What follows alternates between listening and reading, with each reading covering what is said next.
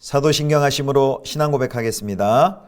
전능하사 천지를 만드신 하나님 아버지를 내가 믿사오며 그 외아들 우리 주 예수 그리스도를 믿사오니 이는 성령으로 잉태하사 동정녀 마리아에게 나시고 본디오 빌라도에게 고난을 받으사 십자가에 못 박혀 죽으시고 장사한 지 사흘 만에 죽은 자 가운데서 다시 살아나시며 하늘에 오르사 전능하신 하나님 우편에 앉아 계시다가 저리로서 산자와 죽은 자를 심판하러 오시리라. 성령을 믿사오며 거룩한 공회와 성도가 서로 교통하는 것과 죄를 사하여 주시는 것과 몸이 다시 사는 것과 영원히 사는 것을 믿사옵나이다. 아멘.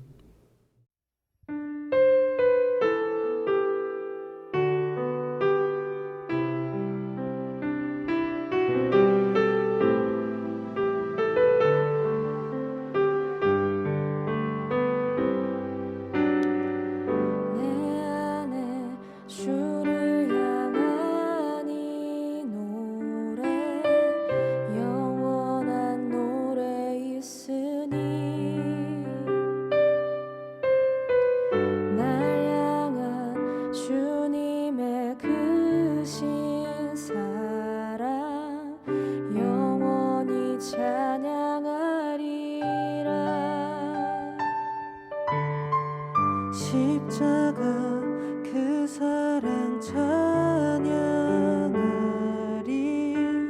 날 구원하신 그 사랑 내 삶을 드려 찬양하리라.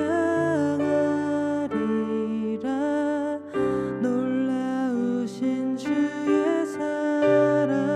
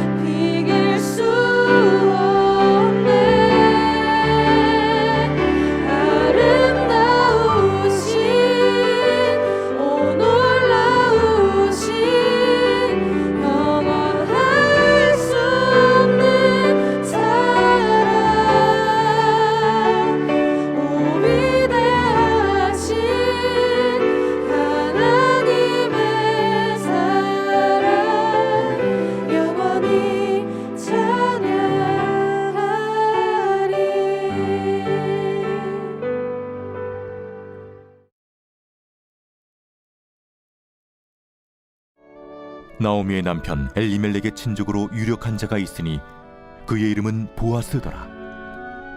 모압 여인 룻이 나오미에게 이르되 원하건대 내가 밭으로 가서 내가 누구에게 은혜를 입으면 그를 따라서 이삭을 줍겠나이다 하니 나오미가 그에게 이르되 내 딸아 갈치오다. 룻이 가서 베는 자를 따라 밭에서 이삭을 줍는데 우연히 엘리멜렉의 친족 보아스에게 속한 밭에 이르렀더라. 마침 보아스가 베들레헴에서부터 와서 베는 자들에게 이르되 여호와께서 너희와 함께 하시기를 원하노라. 여호와께서 당신에게 복 주시기를 원하나이다. 하니라. 보아스가 베는 자들을 거느린 사환에게 이르되 이는 누구의 소녀냐? 하니 베는 자를 거느린 사환이 대답하여 이르되 이는 나오미와 함께 모압 지방에서 돌아온 모압 소녀인데 그의 말이 나로 베는 자를 따라 단 사이에서 이삭을 줍게 하소서 하였고 아침부터 와서는 잠시 집에서 쉰 후에 지금까지 계속하는 중이니이다. 보아스가 룻에게 이르되 내 딸아 들으라. 이삭을 주우러 다른 밭으로 가지 말며 여기서 떠나지 말고 나의 소녀들과 함께 있으라. 그들이 베는 밭을 보고 그들을 따르라. 내가 그 소년들에게 명령하여 너를 건드리지 말라 하였느니라. 목이 마르거든 그릇에 가서 소년들이 길어온 것을 마실지니라. 하는지라. 룻이 엎드려 얼굴을 땅에 대고 절하며 그에게 이르되 나는 이방 여인이거늘 당신이 어찌하여 내게 은혜를 베푸시며 나를 돌보시나이까.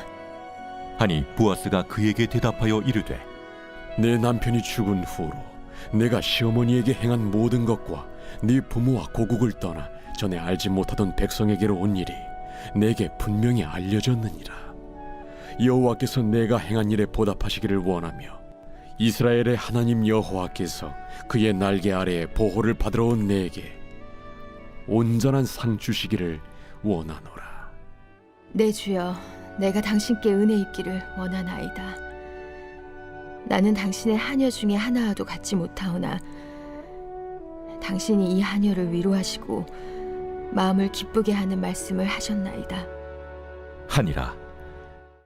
성도 여러분, 좋은 아침입니다. 오늘도 하나님의 은혜와 사랑이 가득히 넘치는 복된 하루 되시기를 축복합니다.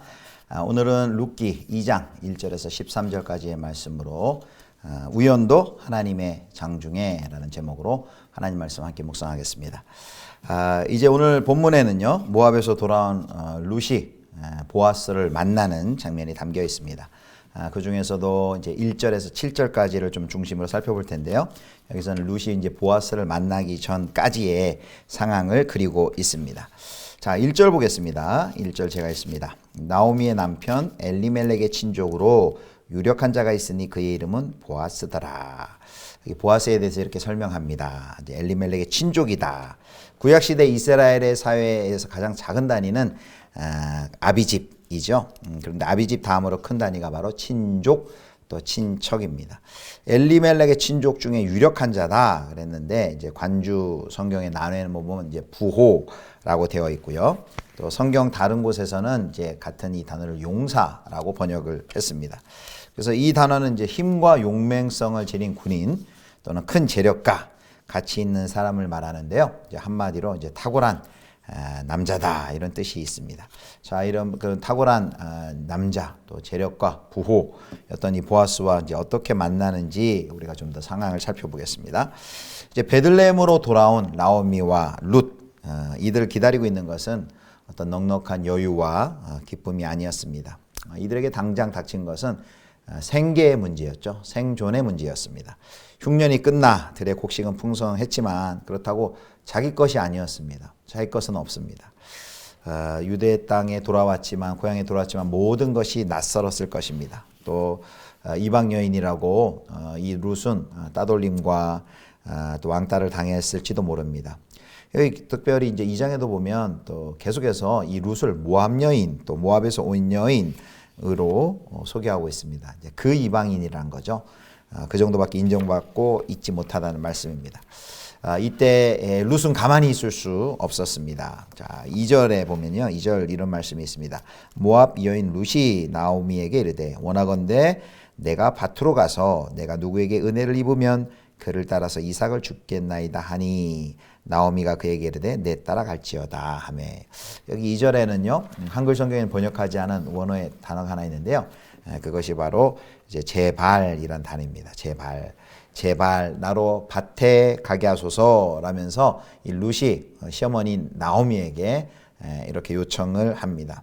왜 밭에 나가려 하는 거죠? 바로 자신과 시어머니가 먹을 양식을 구해야만 했기 때문입니다. 그래서 밭에 나가서 양식을 구해올 수 있도록 시어머니의 허락을 간절히 구하고 있습니다. 자, 이와 같은 요청은요, 이제 어제 이 룻의 고백, 어머니를 향한 그 고백에도 나와 있지만, 어머니께서 가시는 곳에 나도 가고 어머니께서 유숙하시는 곳에 나도 유숙하겠나이다 하고 자기가 한 맹세를 끝까지 책임을 지고 실제로 행동에 옮길 줄 아는 여인임을 보여줍니다. 자, 이제 이삭 죽기를 하러 가는데요. 이제 이삭 죽기는 레위기 19장 9절과 10절에 그 율법에 이제 가난한 사람들이나 또 외국인 거주인들의 생계를 위해 마련된 일종의 사회복지 정책이었습니다. 그러나 마음씨 좋은 주인을 만나야만 그것도 가능한 것이죠. 그래서 이 룻의 고백 보면 내가 네게 은혜를 입으면이라고 말하고 있는 것입니다. 이삭 죽기를 나간 룻이 도착한 곳은요, 바로 시아버지 엘리멜렉의 친족이 되는 바로 보아스가 주인인 밭이었습니다. 3절 보겠습니다. 룻이 가서 베는 자를 따라 밭에서 이삭을 줍는데 우연히 엘리멜렉의 친족 보아스에게 속한 밭에 이르렀더라. 여기 3절에는 이제 성경에 쓰기에는 매우 그 낯선 단어가 하나 있죠. 이게 우연히라는 단어입니다. 우연히.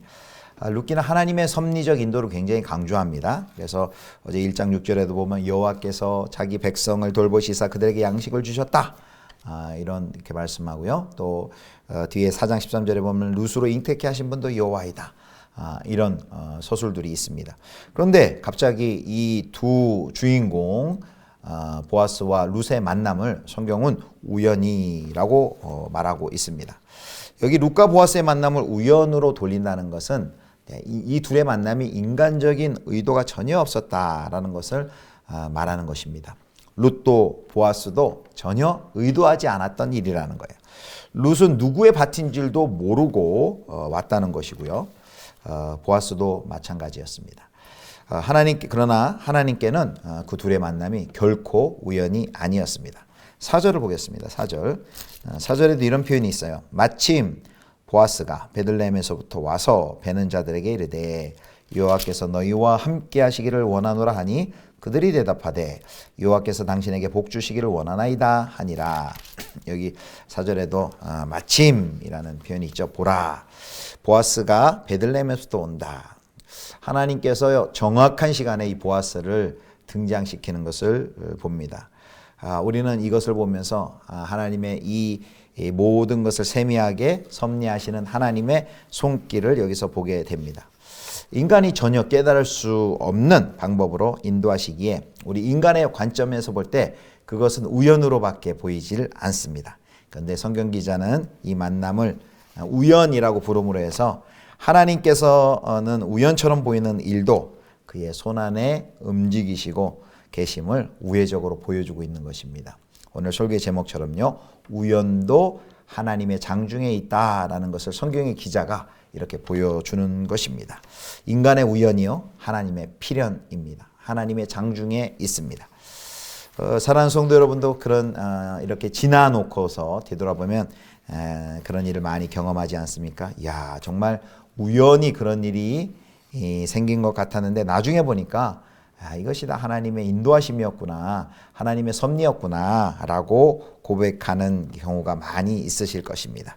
하나님은 인간의 삶 속에서 오늘도 역사하시고 계십니다. 그러므로 우리가 생활 속에서 이렇게 부딪히는 일들을 통해 하나님의 인도하심과 또 하나님의 뜻을 잘 읽어내야 하겠습니다.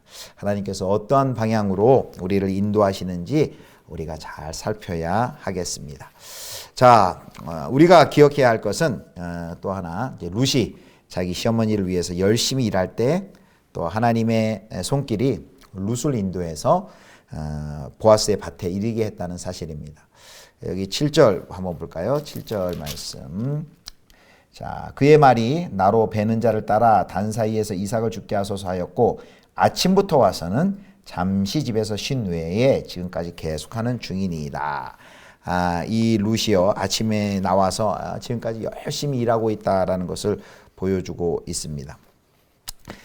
룻은 자기들을 살리실 것이 분이 하나님의 뜻이 하나님이라면 그것이 하나님의 뜻이라면 어떤 방법으로 자기를 살리실 것을 확신하면서 그냥 집에 머물러 있지 않았습니다. 빈둥빈둥 그냥 놀고 있지 않았습니다. 적극적으로 주수밭에 나가 이삭을 줍기로 결정하고 행동에 옮겼습니다. 하나님의 인도하심을 잘못 이해하고 우리가 엉뚱하게 적용을 하는 것을 볼 수 있습니다. 하나님의 뜻이라면 내가 아무것도 안 해도 가만히 있어도 이루어질 것이다. 또 하나님의 뜻이라면 뭐 전도하지 않아도 뭐 전도될 사람들은, 하나님 믿을 사람들은 다 구원받을 것이다. 예정된 사람들은 구원받을 것이다. 하나님의 뜻이라면 내가 공부하지 않아도 나는 시험에 합격할 것이다. 진학을 할 것이다. 원하는 대학에 나는 갈 것이다. 여러분 이런 생각이 맞습니까? 그래서 하나님도 하나님의 뜻도 잘못 이해하고 있는 것이죠. 하나님께서는 오늘 룻의 발걸음, 우연한 발걸음을 움직여서 보아스의 밭에 이르게 하셨습니다. 마찬가지로 룻처럼 자신의 말에 책임을 지고 하루하루에 주어진 그 작은 일에 최선을 다할 때 하나님께서는 우리의 발걸음도 그분의 섭리 가운데에 인도하여 주실 것입니다. 말씀을 맺도록 하겠습니다. 오늘 우리가 두 가지 적용의 주제를 우리가 발견할 수 있는데요. 첫 번째, 우연처럼 보이는 일 가운데도 우연처럼 보이는 일도 하나님의 장중에 있다. 하나님께서 날마다 우리의 삶을 세밀하게 우리를 인도하신다. 그래서 우리의 삶 속에서 하나님의 선하신 손길, 하나님의 인도하심을 경험하시기를 축원합니다.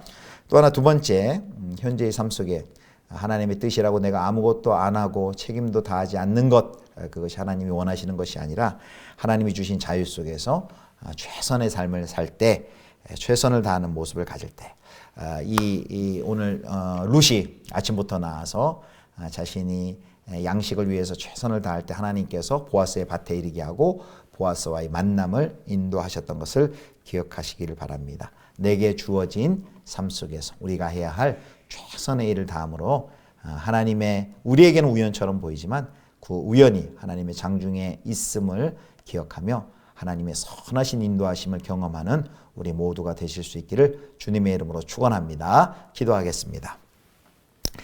하나님, 주님께서 온 세상 그리고 인간의 역사를 다스리고 계심을 믿습니다. 우리의 삶을 오늘 하루하루 인도함으로 하심으로 말미암아 우연처럼 보이는 그 일도 하나님의 장중에 있음을 믿습니다. 매일마다 우리의 발걸음을 인도하시는 그 하나님의 선하신 손길을 의지하고 우리에게 맡겨진 그 모든 일에 최선을 다하며 책임을 다할 수 있도록 은혜를 내려 주시옵소서. 우리들 통하여서 주의 뜻이 이루어지기를 소원합니다. 감사하오며 우리 주 예수 그리스도의 이름으로 기도드립니다. 아멘. 주님 가르쳐 주신 기도하겠습니다.